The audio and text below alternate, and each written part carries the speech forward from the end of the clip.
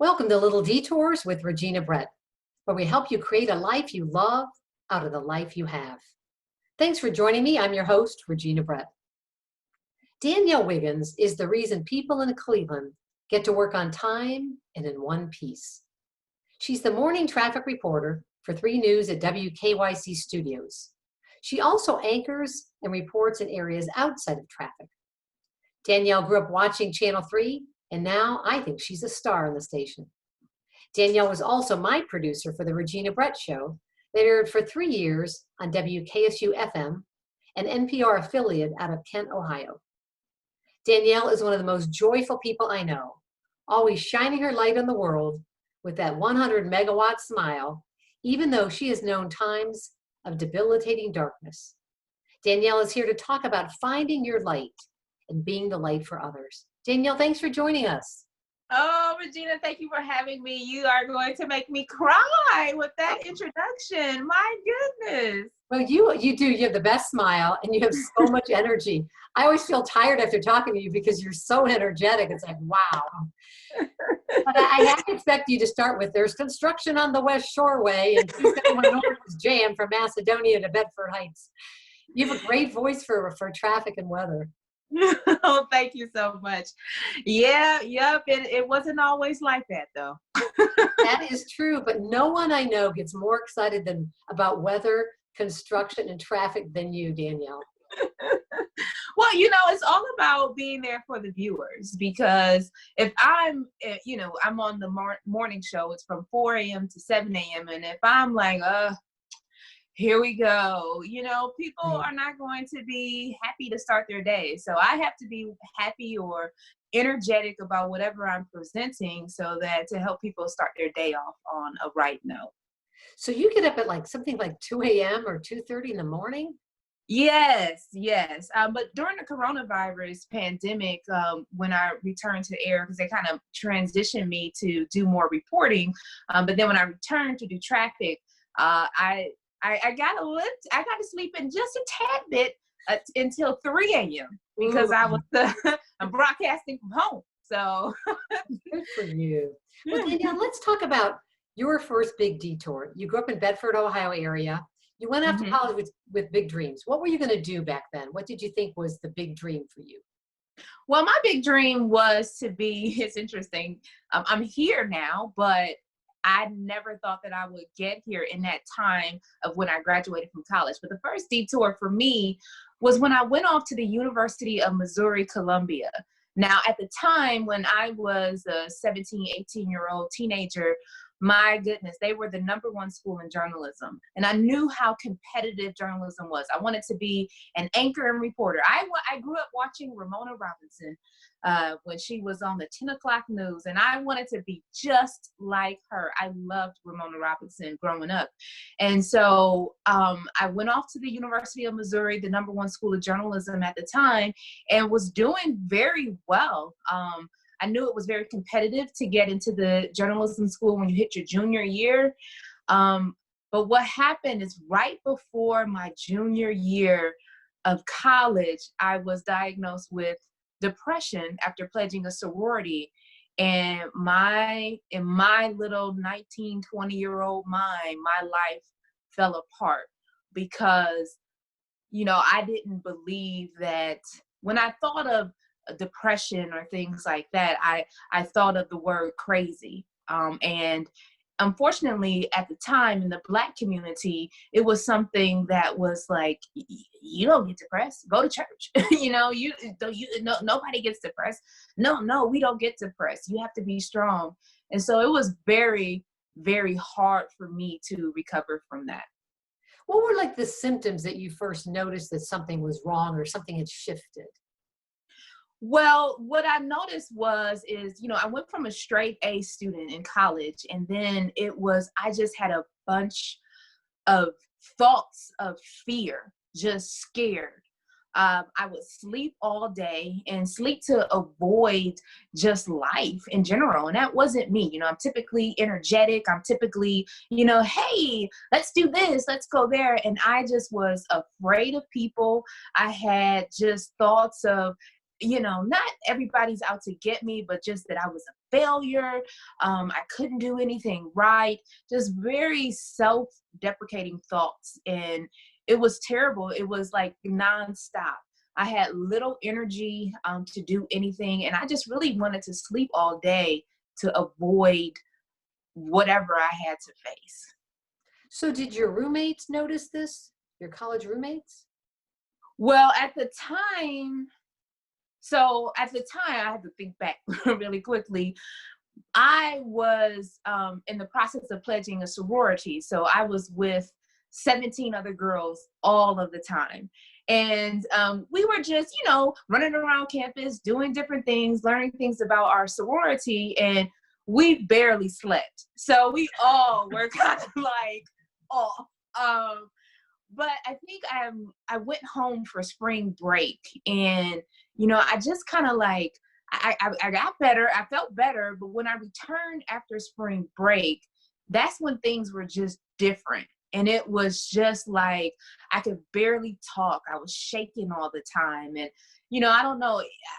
I think I felt like I needed to be perfect. My mother, it was my mother's sorority that she was the president of the Cleveland chapter at the time I was trying to join the organization. And so I was like, I have to be perfect. I have to represent my mom well.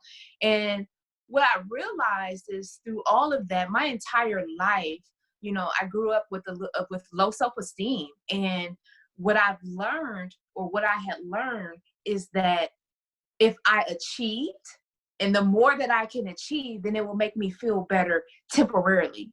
So I chased after achievement, after achievement, after achievement.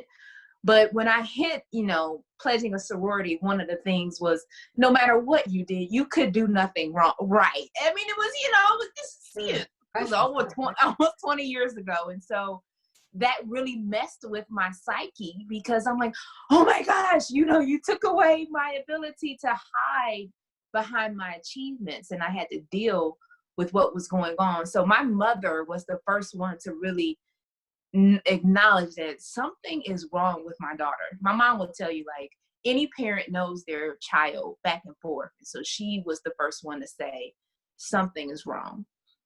So you went from a straight A student with this big dreams to hard time getting out of bed, no energy. What happened with your mom? Like, what was the moment when she said, we got to do something? Well, so they had my going into it was my sophomore year going into my junior year, in which the change in me happened, I would say. And she came there and pulled me out early from my sophomore year. And what I did was I took incompletes, and over the summer I finished school. But the summer was terrible. I mean, I would barely get out of the bed. But for some reason, I was able to work a job and go to school. I had no idea how I did that. And my dad kind of like helped me with my schoolwork and helped me finish my incompletes. And I was so, I would say, just proud or prideful, because didn't want to admit that anything was wrong. But when she came to pull me out, at the end of that academic year, she had took me to the hospital, and that's when they had said, your daughter has clinical depression. We're like, whoa, what? No, I don't think that's true. And so I didn't want to accept it. I didn't want to believe it at all. And so that summer was a struggle. And when I went back to school, she allowed me to go back, which probably wasn't a good idea. And things just got worse and worse. And I would not even go to class, and I would hide myself in my dorm room. And my parents just said, you know what, we have to pull the plug on this. And one day they just showed up in my dorm room and knocked on the door, and I opened the door, and there they were. And they said, we're taking you home. And outwardly I said, I kind of looked upset, but inwardly, like inside, my soul was rejoicing, like to see my mother and father, because I was on just a terrible road, and there they were to literally save me, because my mom knew that I couldn't survive all the way out in Missouri by myself, and I needed a lot more help. So the help you got came, really, your parents intervened. Now, you mentioned there's a stigma in the Black community and also just in the greater general community about depression. And people say, well, why can't you be happy? They think it's a matter of happiness. Hmm. How did you kind of break that stigma to get help for you? Your parents started the ball rolling. And when you even now tell people I have depression or I've dealt with it, how do you shed that weight of that, oh, you're crazy, or oh, just get over it, that kind of the way people act toward it? Well, I think there was a turning point when, because my grandmother, God bless her soul, she she she was one of the ones that kind of told me like, oh, don't tell anybody. Nobody in our family has depression. Well, I since found out that that's not true. But it was, don't tell anybody. And so it was very secretive. But my mom really set the example. So, I went to counseling, I went and saw therapists, I took medicine, and and I was saying to my mother of, my mom, there was one point where she said, I overheard her talking about my depression to one of her friends. And I got so upset because it was supposed to be a secret. It was just supposed to be something within our family. My mom said something so powerful to me. She said, Danielle, I don't know about you, but I need help with this. This is new to me and I need to get help. And I'm sorry. That's just what has to be done. And oh my goodness, there was nothing I could do to argue with that. So she set the example of getting help, of talking about it for healing, because she needed to be healed to be able to help me. And so I kind of just followed her lead. So how long did it take for you to kind of get it manageable to where you could function well with living with depression? Because a lot of people live with it. It doesn't go away. You have to manage it. How do you do that? Well, it's been a lifelong process. And, we'll talk about that, I'm sure, in the other detour, because it's because of the depression. There's another detour that happened in my life. But really what it was is, man, it was surrounding myself with people who I know are supportive of me and people who know me and are okay with that. Danielle sometimes gets sad, and Danielle sometimes have low energy, and they are there to protect me. So they're kind of like a strong support system. My husband is my number one fan, and he is there, Danielle. So he'll just say, Danielle, you need to go to sleep. Go to sleep. Get some sleep. Because I realize, like, for me and my health, mental, physical, spiritual, sleep is very important for me. And so I need to get rest. I need to exercise. That's very important, as well as maintaining my balance. Also, I need to be basically spiritually connected. My faith is very, very important to me. So I need that time to commune with God. I need that time to pray. I need that time to journal. And also, I need people around that I can talk to and just really talk to them about what's going on in my life. So other people use counseling or medications. Did you do any of that also? Yes. And so it's interesting because my pastor, his wife, is a licensed counselor. And at the time when, I transferred to Kent State, pretty much my mom pulled me out of the University of Missouri and transferred to Kent. And I had another kind of like just depressive episode towards the end of my senior year. And she kind of was just walked me through it. And she was getting her master's, and so she knew a lot of the counseling. And so I spoke with her. I talked with her a lot. She was always there, and she was always there to monitor me. And so she would say, like, so I would see her every Sunday at church, and she would say, Danielle, you don't look too good, And I made a pact with her. I said that, and I took medicine for a while, but I wanted to get off, and there's nothing wrong with medication. So for those of you who, are like, I don't know about medicine, take medicine. If you need it, take it. There's nothing wrong. If you have heart issues, if you have diabetes and you need to take medicine, there is no shame in that. So with depression, no shame as well. But for me, it was kind of like I kind of wanted to get off the medication, but I made a pact with her that, you know, I was going to do all of the things that it took to keep me level and to keep me okay. And if those didn't work, I promised to go back on medication. Sounds like you had a lot of tools in your toolbox to deal with this and a lot of good support. Thank God, because I couldn't do it on my own. Well, let's move into that second detour. So you grew up as a kid watching Ramona Robinson, who I had on my podcast. And Ramona is the first African-American woman to host a news, to anchor the news here in Cleveland. And it's a big market here. So you grew up watching her. You want to be like her. You go off to college. And you had written once about the flight back home, having tears in your eyes. You're going back home and you feel like you lost your dream. You're giving it up. Tell us what that plane ride was like when you felt like it was over. Well, actually, that plane ride was from my first year at Missouri, and that was my first time being away from Northeast Ohio for a long period of time. So I went to school in, let's say I think I left in August, and I didn't return until November for Thanksgiving. And so that was kind of like more, when I wrote about that was kind of like crying, because that was the first time I saw the skyline, the Cleveland skyline in a month. And I was like, oh my gosh, I love my city. But when it came to coming home that time, you know, I think we did fly, but I was just happy to be home.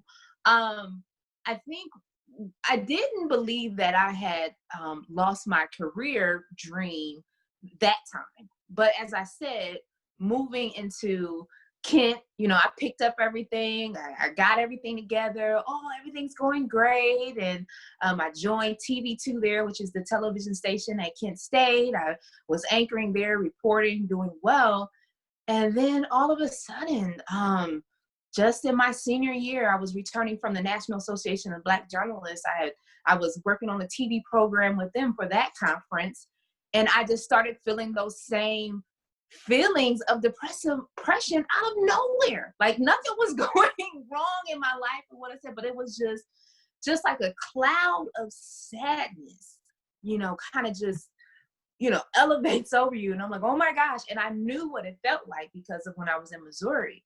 And so what happened was I kind of constantly went through the motions with that. And, you know, it just got worse and worse and worse. And I just thought, you know what? I can't do it. I know that journalism is very stressful, different career, you know, different schedules that we work. I just can't do it. And I thought that journalism was just not what God had for me. Being a TV reporter and anchor like Ramona Robinson was just not going to happen, and not in my area, because, you know, I got sad all the time and I needed help. So you went through the depression, you come back home, you go to Kent State, and then we move into another detour. But I'm going to pause for just a minute. We're already at the halfway point. We could talk forever. I talk too much. No. I just want to thank everybody for listening to Little Detours with Regina Brett and to our guest, Danielle Wiggins. I know you have many podcast choices, and I'm really grateful that you chose to listen to mine. So Danielle, was there a moment where you felt like the dream is over?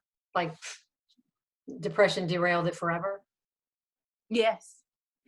Yeah. My senior year, I even, you know, I was too far in the program to switch majors. Sure. But I remember speaking to my, you know, first lady at the time. Well, she still is, but, you know, and just you know, she would really just kind of mother me, I would say, and talk to me when I was at campus. Because again, she was pursuing her graduate degree. And I was like, well, you know, counseling might be good. I like to talk. And so I even thought about counseling and doing those different things. But I just remember like praying. They taught me like how to pray and how to kind of fast and just, you know, ask God, like, God, you know, what do you want? I don't want to make this big decision. And towards the end, I realized like I loved media too much to give up on it.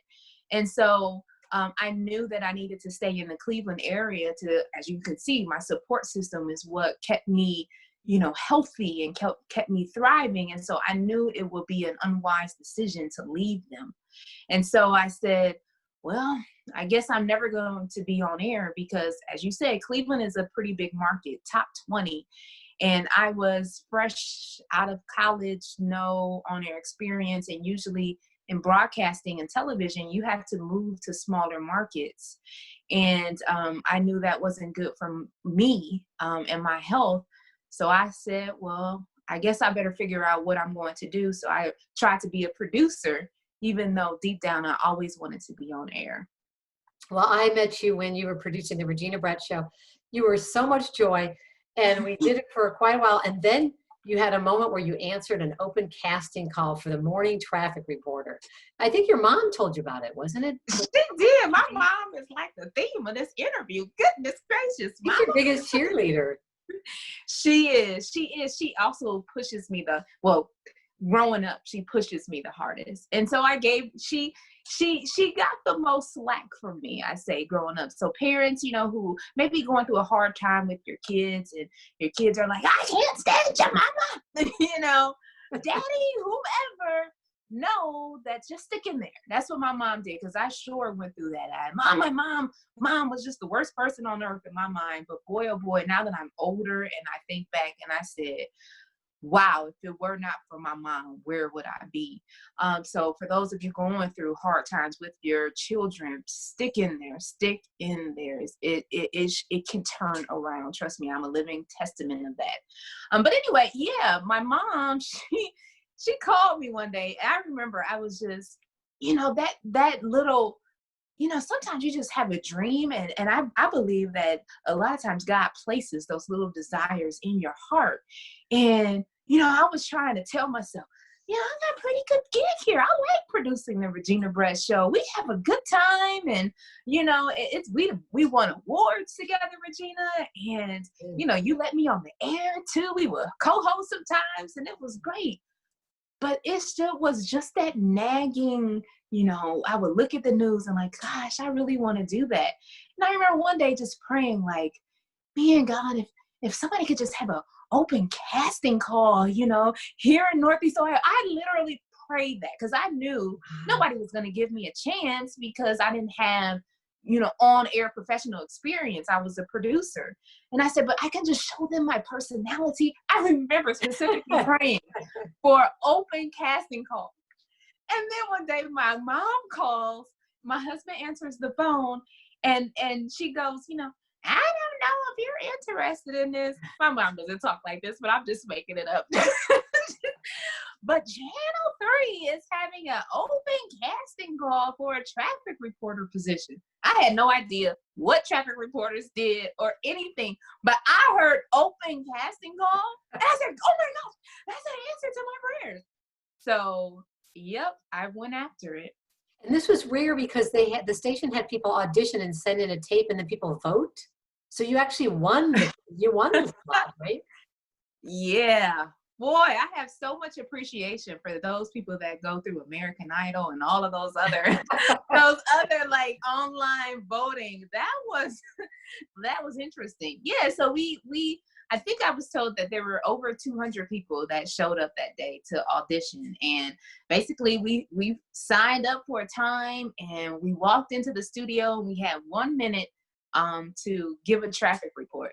Now again, the only thing I knew was my highways that I took. I didn't know anything, Regina. I knew how to take 480 to 43 and 14 to get to Kent, right, and that's right. All I really knew at the time. But I think one of the photographers kind of told me, I was like, yeah, they're looking for somebody with personality, and nobody's giving personality. Everybody's trying to be all, stiff and straight and come across as they're this newscaster.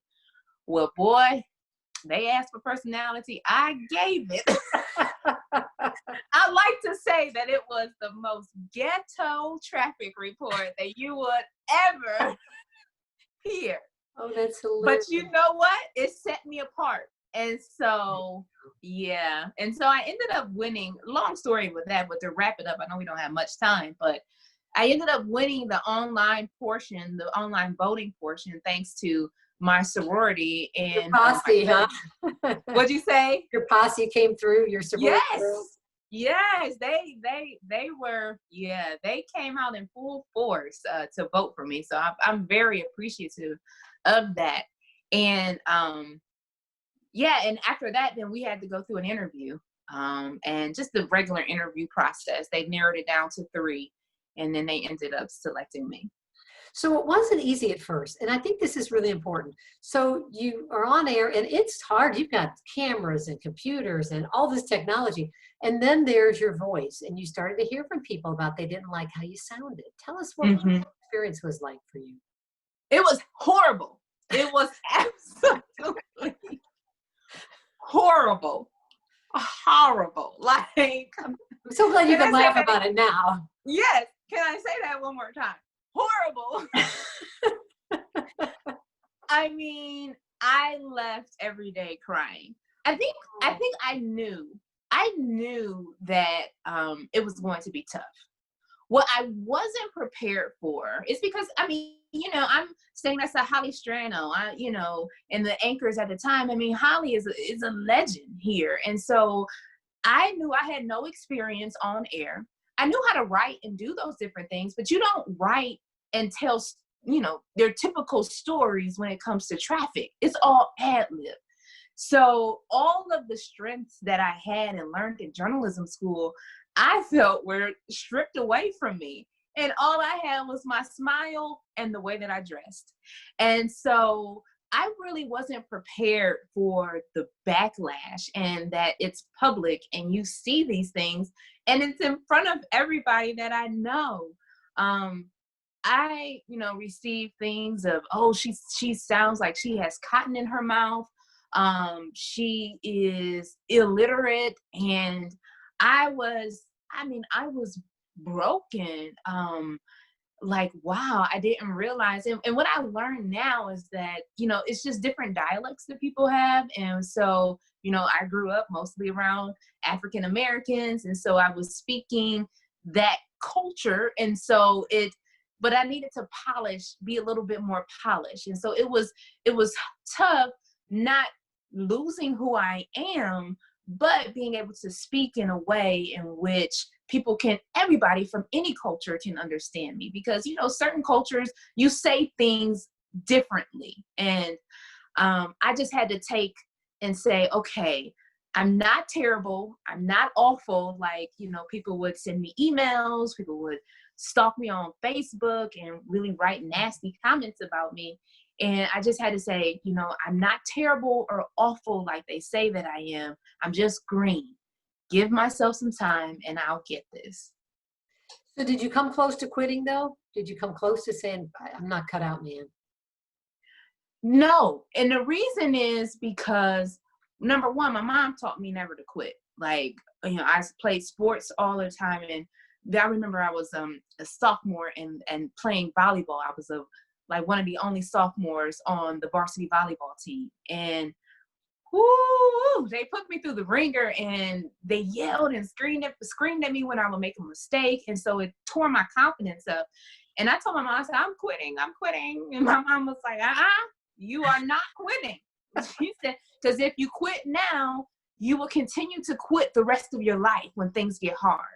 And so for my entire life, my mother would never let me quit anything, because she said that if you start quitting, it becomes a habit. And so when things get hard, you just quit. So I had that in the back of my mind.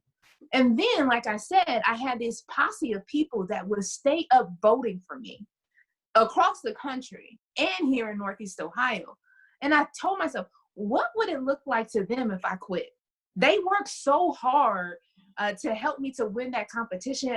I could not do that. I was really standing on their shoulders. And so I said, well, I'm going to give it my best shot every day. I'm going to go to voice training. I'm going to go to all these different performance training to get better. And I'll just keep showing up until they fire me. And 7 years later, I'm still here. 7 years. Wow. Yes. I didn't realize it'd been that long, Danielle. Yeah, 7 years. So Danielle, the idea of kind of having to change your voice, your personal voice is such an identity of who you are. How is that for you, especially as an African-American woman, to have your voice in the world be one way, but then professionally it has to be a little different or polished? Do you feel like you're losing a little bit of you, or any struggle with that? I think the struggle was feeling that I was inferior. So it wasn't that I was like, oh, I'm keeping with my culture. I'm so great. My culture is great. But it was just that, even though it is, I love it. I love being Black. No shame in my game for that. But I did feel like, wow, you're inferior. And because of the way that you speak. And that was something that I struggled with and still struggle with to this day. And in fact, it's interesting because now that I went through that, I'm very hard on my children with the way that they speak. I mean, there's just a little dialect, like, what I would do is I would say wit, like, I'm with this person, but it's really supposed to be pronounced with, pronounce it, or I'm hanging, and you don't really pronounce the G at the end. And that's more, culturally. So when I hear my children now do that, no, it's with, and pronounce the end of the word. And then I start speaking in big words to where my 9-year-old, my daughter, she says, Mommy, why are you always talking in big words to us? And I said, because I want you to be better than me. I want you to have an expanded vocabulary, and I want you to speak well.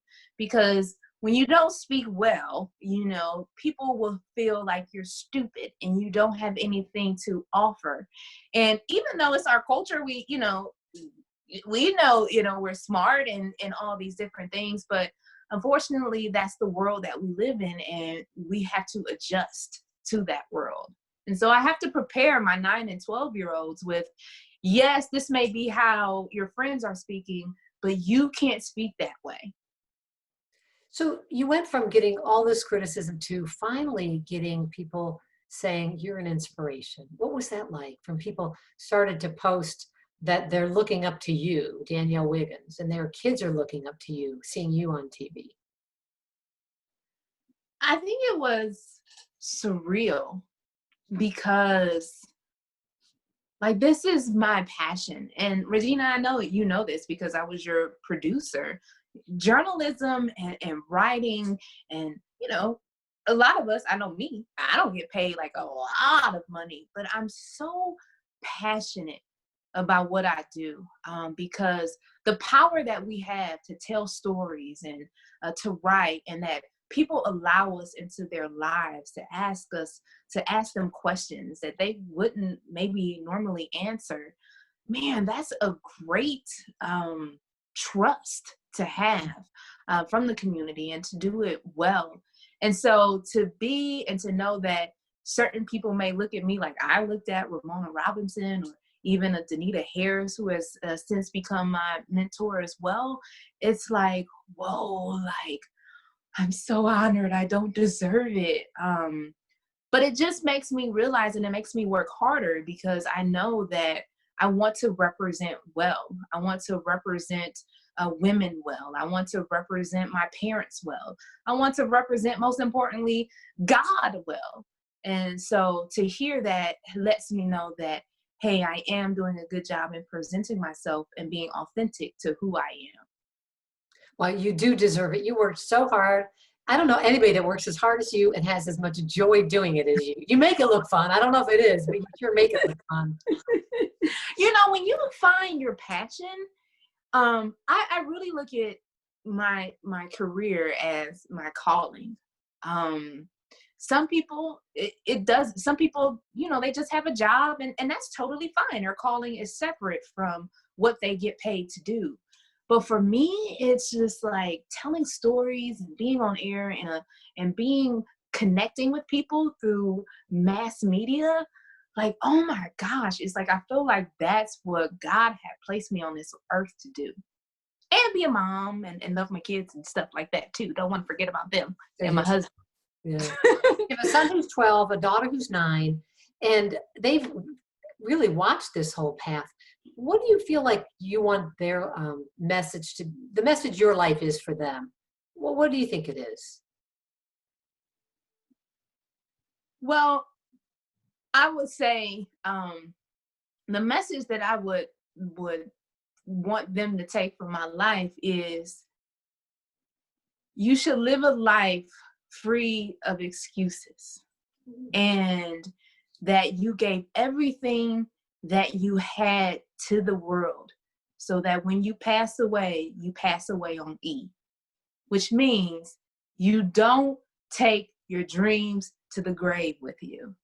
You don't take everything and everything that you were supposed to do or wanted to do to the grave with you. And so for me, following after that dream, after all of the detours and all of the hardships and walking in that, and there will be more stumbling blocks that I'll have to face and coming through. But what I want my children to know is that that's no excuse. If God has it for you, keep going. Surround yourself with those people that you can continue to walk towards that, so you can fulfill the purpose in your life, so your purpose doesn't die with you. That is beautiful. Wow, that's my big takeaway. Don't pass away on E. Pass away on E. Use it all up. Empty your life, so to speak. It's beautiful. Yeah. Well, Danielle, I want to thank you for joining us. And I'll have on my website, reginabrett.com, a way to reach you on your TV show. I want to close with your answer to this question. What is the best thing you do for yourself every day to create a life you love out of the life you have?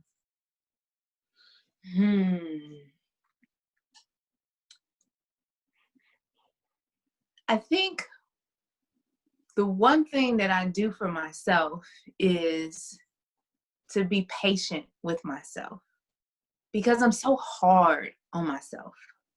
And I have to take that step back and just say, Danielle, you tear yourself apart, but then you just gotta wait a minute. Let me give myself some credit here. Let's look at where I came from.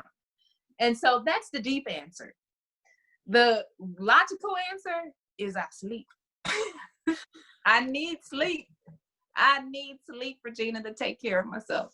So I prioritize that. Oh, Danielle, thank you so much for sharing your journey. What an amazing life. I can't wait to see the next steps unfold in your life for you and for your family. Thanks so much. Thanks for having me.